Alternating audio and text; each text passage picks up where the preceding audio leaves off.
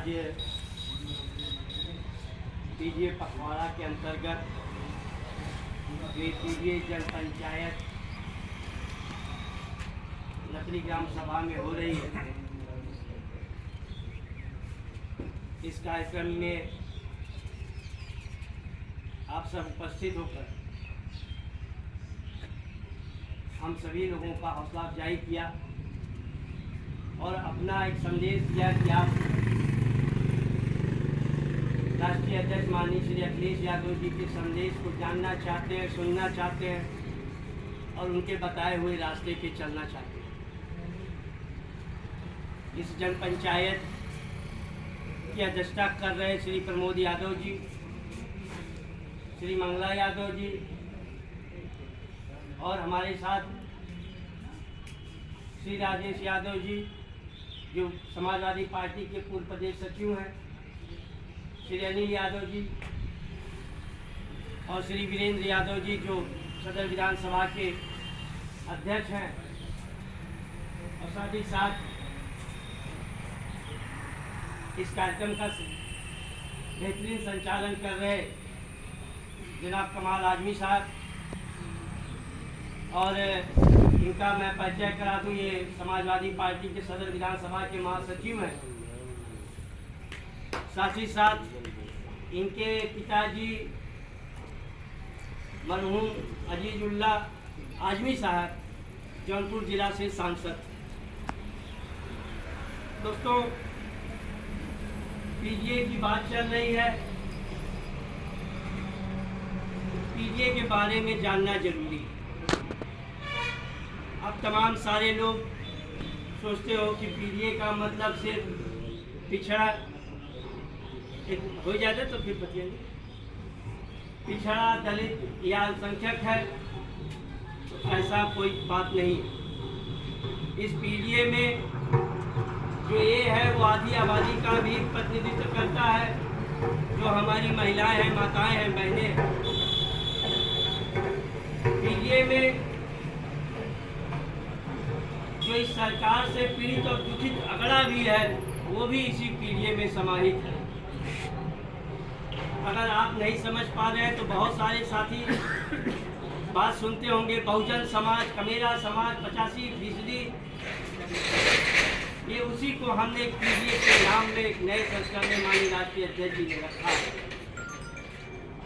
ये वो समाज है जो शोषित रहा है, सदियों से जो वंचित रहा है और जिनके ऊपर सरकारों ने अत्याचार किया, तानाशाही किया है, इनका हक अधिकार खाने का काम किया। यहाँ पे तमाम हमारे नौजवान साथी दिख रहे हैं। आप बताओ कि अगर नौजवानों की सबसे पहली जो आवश्यकता होगी तो वो शायद रोजगार होगा। उनका पहला सपना रोजगार होता है।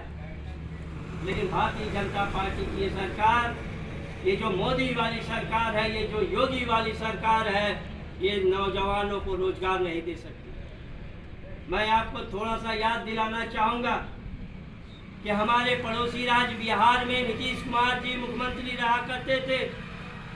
आज इंटरनेट का ज़माना है, आप उठा के उनका वीडियो देख लेना। यही नीतीश कुमार जी मुख्यमंत्री रहते हुए कहे कि आज के इस समय में युवाओं को रोजगार देना संभव नहीं है। लेकिन जब वही नीतीश कुमार जी एनडीए के गठबंधन से टूटकर इंडिया के गठबंधन में आते हैं और एक तेजस्वी की सरकार बनती है बिहार के अंदर, तो रिकॉर्ड तोड़ नौजवानों को रोजगार देने का काम करते हैं। जो रोजगार बिहार सरकार ने दिया वो केवल बिहार के नौजवानों को नहीं मिला, बल्कि उत्तर प्रदेश के भी नौजवानों को मिला और आपके जनपद के भी कम से कम 500 से ज़्यादा नौजवान युवक और युवतियों को रोजगार मिला। इससे खड़बड़ा गई मोदी सरकार। मोदी सरकार और भाजपा की सरकार डर गई। उन्होंने अपना दबाव बनाकर नीतीश कुमार का मन बहलाने का काम किया और वो फिर से इंडिया छोड़कर एनडीए की तरफ जाने लगा। सोचो उनका क्यों ऐसा हुआ? क्योंकि मोदी सरकार नहीं चाहती थी कि देश का नौजवान उस मोदी सरकार से अपने रोजगार के लिए सवाल करने लगे। ये भारतीय जनता पार्टी की जो सरकार है, ये नौजवानों को धर्म के नाम पे, जात के नाम पे और तमाम अन्य बेबुनियादी चीज़ों के लिए उनको बहका सकती है, लेकिन उनके जब युवाओं के लिए अच्छे स्वास्थ्य की बात आएगी, शिक्षा की बात आएगी, रोजगार की बात आएगी, तो ये अपने कदम पीछे हटा लेते हैं। वो जानते थे कि अगर ये तेजस्वी की सरकार ने जो नौजवानों को रोजगार दिया है, तो अगर कल ये देश के नौजवान मोदी सरकार से रोजगार मांगने लगेंगे, तो ये जितने भी बीजेपी के नेता हैं, ये सड़कों पे अपना चेहरा दिखाने के काबिल नहीं बचेंगे। मैं आप सबको याद दिलाना चाहता हूँ कि ये जो सरकार चल रही है, 2014 के पहले इन्होंने कहा कि हम अच्छे दिन लाएंगे, हम विकास करेंगे। आप बताओ, कहा कि ये एलपीजी पे सब्सिडी मिलती है, वो सब्सिडी हम ख़त्म कर देंगे तो सस्ता होने लगेगा, पेट्रोल डीजल पे सब्सिडी खत्म कर देंगे तो सस्ता होने लगेगा। क्या ऐसा कुछ संभव हुआ?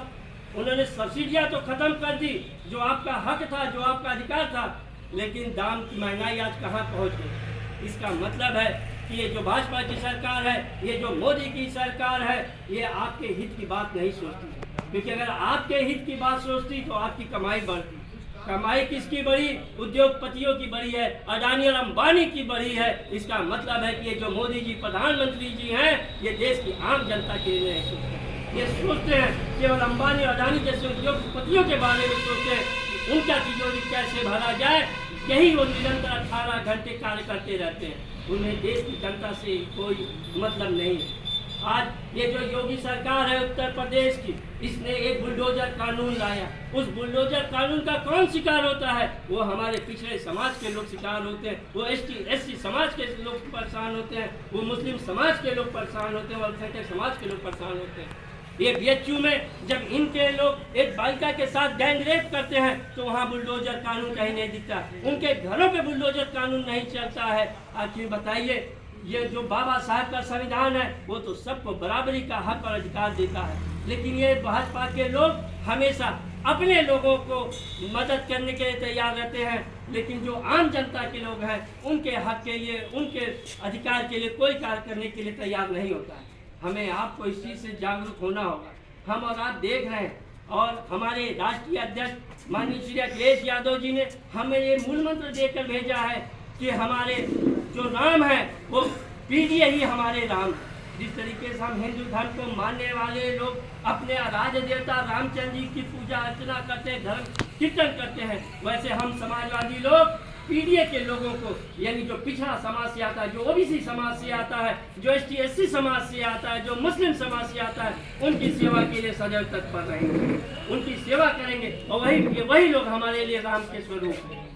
मैं आप सब लोगों का ध्यान आकृष्ट कराना चाहूँगा कि ये जो वर्तमान में सरकार चल रही है, उसने आपके साथ कितना बड़ा भेदभाव करती है। ये जो आज उत्तर प्रदेश की पुलिस है, इसने एक लंगड़ा कानून बना रखा है। यहाँ पे बैठे लोग वाकिफ होंगे कैसे ये पीड़ित समाज के नौजवानों को उनके पैरों में गोली मारकर आजीवन के लिए विकलांग बनाने का काम करते हैं। आप बताओ, इसमें से कितने ऐसे लोग हैं जो, क्या कुलदीप सेंगर को उन्होंने पैर में गोली मारी, या उस ट्रेनी के लड़के को क्या उन्होंने उस पैर में गोली मारी जिसने 4 किसानों के ऊपर थार गाड़ी चढ़ाने का काम किया था? क्या ब्रिजभूषण शरद सिंह के घुटने में गोली मारी? क्या कुलदीप सेंगर के गोली मारी? नहीं, ये अपने लोगों को, न तो उन लोगों के ऊपर भी गोली नहीं चलाई जिन्होंने गैंग रेप किया था BHU के अंदर, उनको भी घुटनों में गोली नहीं चलाई। वो तो दुर्घटना को, उस घटना को अंजाम देने के बाद मध्य प्रदेश के अंदर बड़े बड़े नेताओं, भाजपा के बड़े नेताओं के साथ फोटो खिंचवाकर काम कर रहे थे। ये तो भाजपा के लोग कहते हैं कि हमारे आपके समाज के जो स्वाभिमानी लोग आते हैं, उनको ये अपराधी बताते हैं, उनको गुंडा बनाते हैं, लेकिन अपने लोगों के बारे में कभी कुछ बोलने का काम नहीं करते हैं। बता दो, आपने तो कई बार कहा होगा कि शायद नेताजी ने ये गलत काम किया है, आपने माना होगा कि रमाकांत यादव अपराधी हैं, आपने माना होगा कि मुख्तार अंसारी अपराधी हैं, लेकिन क्या भाजपा का किसी एक कार्यकर्ता ने माना कि ट्रेनी का लड़का अपराधी है जो खुलेआम 4 किसानों को ऊपर गाड़ी चढ़ा के उनको मारने का काम करता है?